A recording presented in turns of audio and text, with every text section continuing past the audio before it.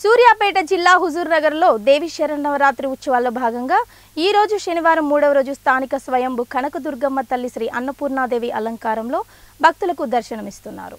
ఉదయం నుంచే విశేష పూజలు, పారాయణములు, ప్రత్యేక పూజలు అర్చక స్వాములు అమ్మవారికి జరిపించారు.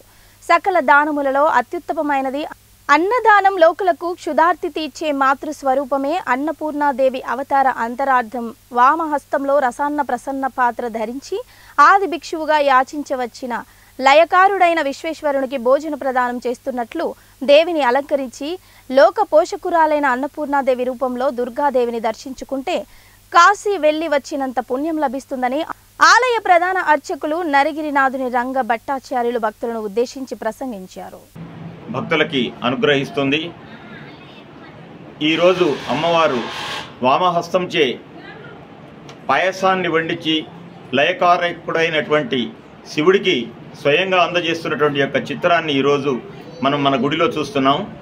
దీనివలన ఏమిటయ్యా అంటే ఈరోజు అమ్మవారిని దర్శించుకున్న వారికి కాశీకి పోయినంత పుణ్యం ఫలిస్తుంది. మరియు ఈరోజు అమ్మవారిని దర్శించుకొని తీర్థప్రసాదాలు తీసుకున్న వారికి ఏ రోజు కూడా అన్నానికి లోటు ఉండొచ్చి ఆమెకి ఆ బ్రాహ్మణుడికి దానం చేస్తుంది, అన్నాన్ని వండించి పెడుతుంది.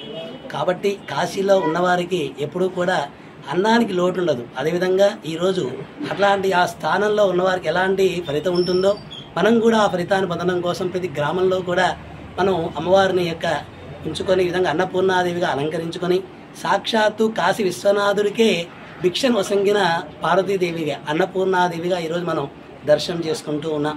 అయితే ఈ యొక్క అమ్మవారి యొక్క విశేషం మన హుజూర్నగర్లో ఉన్న విశేషం ఏమిటి అంటే ఎక్కడ కూడా లేని క్షేత్రం ఏమిటి అంటే ఇద్దరు మూర్తులు ఉన్నారు. చక్కగా ఈ సూర్యాపేట జిల్లాలో ఇంత వైభవంగా నా ఈ యొక్క గ్రామానికి మొట్టమొదటి పేరు ఏమిటి అంటే బృహత్తమపురి అనే ఒక పేరుండేది ఈ గ్రామానికి.